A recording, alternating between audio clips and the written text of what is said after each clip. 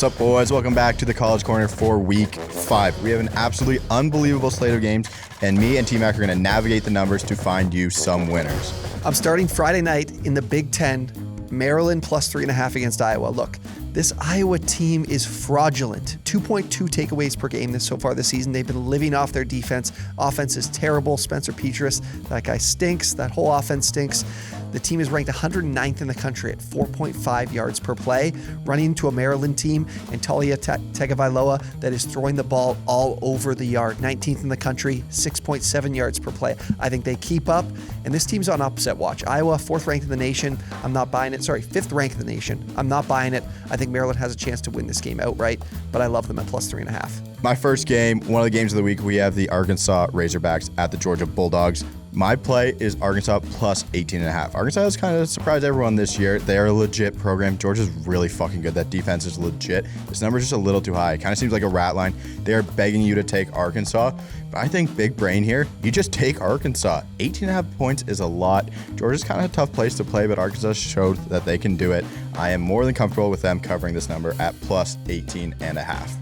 We're going to Camp Randall, Wisconsin, -2 against Michigan. I'm sorry, this makes a ton of sense. This Michigan team is not good. They just run the football down people's throats, and they cannot do this against Wisconsin. Wisconsin is giving up 1 yard per rush right now. 1 yard. And Michigan runs the ball on 74% of plays. This is a matchup nightmare for the Wolverines. I don't care who's at quarterback for Wisconsin. I'm backing the Badgers -2. Absolutely love this play on Saturday. Next, rivalry watch. T-Mac has a play on this game as well. Duke at North Carolina. Duke is a very, very bad football team. Showed with the Week 1 loss at Charlotte.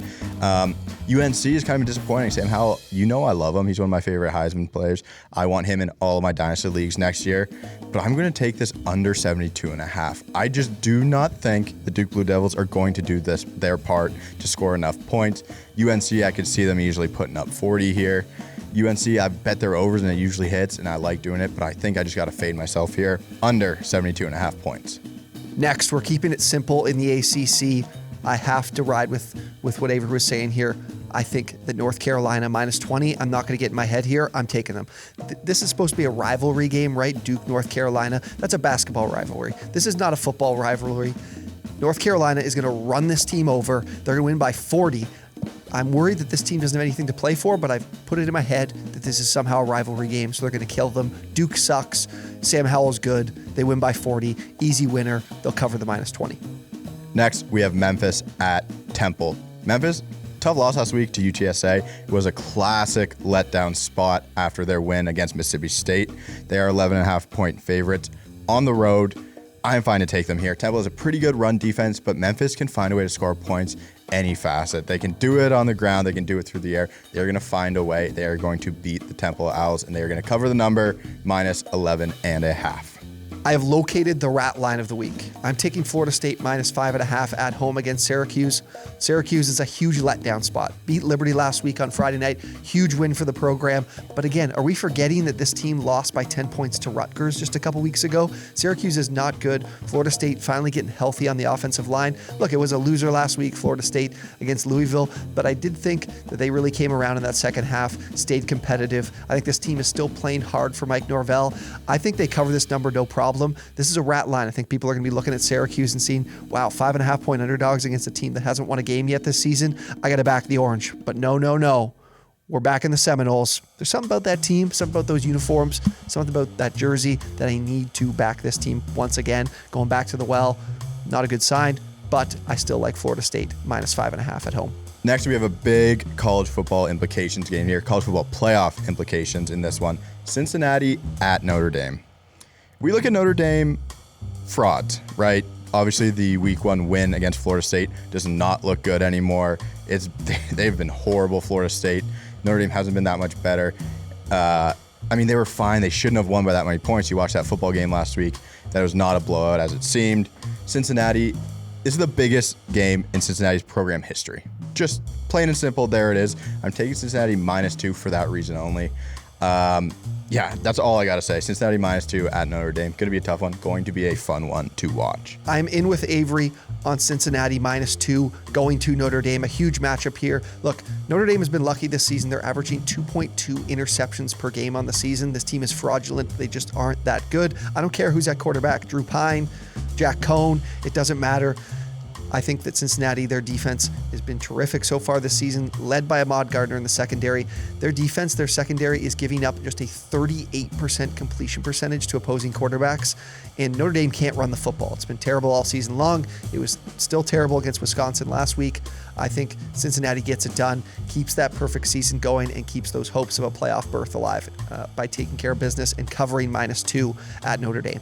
Next, I have another game that I'm betting based on principle. The Texas Longhorns are traveling to Fort Worth to face the Texas Christian University Horned Frogs. Last week, Texas Tech at Texas, points. I said they're going to score points. They scored 100 points combined. This week, they're going to do the exact same thing. I am taking the over 65.5 points in this game. More conference matchups. Oklahoma State hosting Baylor. Look, I think the Baylor Bears might be legit, and Spencer Sanders and Oklahoma State stink. Their offense stinks. They've been missing, the big players like Chuba Hubbard, Tylan Wallace are gone. He does not have the weapons. This Oklahoma State defense is good, but their offense is terrible. I think Baylor could cover this number in what should be a pretty low-scoring game on the road. 4 points is a lot of points against the spread when two teams can't seem to put the ball in the end zone. So give me those 4 points with Baylor, and I like this one. Next, we get into the real game of the weekend. Ole Miss traveling to Tuscaloosa to face the Alabama Crimson Tide. The Lane Train is back in town, going up against Nick Saban. This total, I heard it. It is the highest total ever in an SEC game at 79.5 points. I like Ole Miss in this game, but I'm going to take the under. I'm going to be that guy, under 79.5 points. I think if Ole Miss keeps the game close, it's because it's kind of low scoring. I think if it's out of control here, I think Bama's just one to run away with it. Matt Corral, obviously a Heisman favorite, so is Bryce Young. But it's going to be a good game. But I think they keep it close, and I think keeping it close keeps us under the number instead of going over the number, under 79.5 points.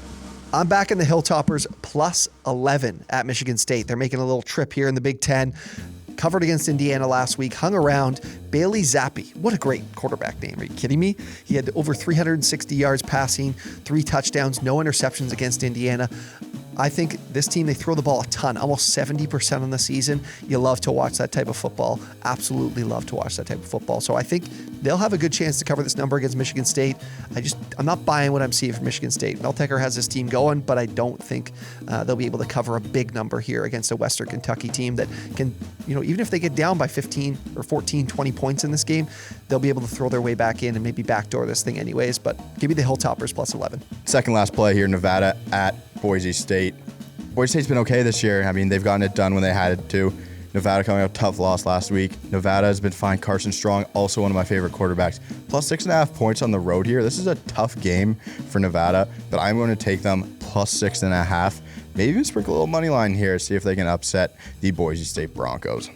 My last and final play, I need to find a game that keeps me up late into the night and give me some Pac-12 after dark action. Arizona State has been flying under the radar ever since last season when they barely got on the field. I'm backing them +3 against UCLA. I just think Jaden Daniels is a great quarterback. This team's going to get it together. They need this, a marquee win on the season. They've yet to have it, but I do think they're a much better team than what they've shown so far this season. I think this is a competitive game, and I think Arizona State has a good chance to win this thing outright, especially at this +3 number. So I would be afraid to sprinkle that money line as well with Herm Edwards and the boys. Let's back Arizona State, see what happens. Let's ride with the Sun Devils. And finally, Death Valley, Auburn at LSU. This is a game where I should have been fading myself. I can already see it. Bo Nix has thrown like 75% of his career interceptions on the road. Auburn at LSU. Auburn +3.5 is my play. I can think I'm just looking end of the night. I'm going to need to take the Hawaii game after this doesn't go my way. But Auburn +3.5 in Death Valley. It is going to be tough. I think they lose. They could lose here, but I think it's by a field goal. So +3.5, I'm fine with taking it. Auburn covers the number +3.5.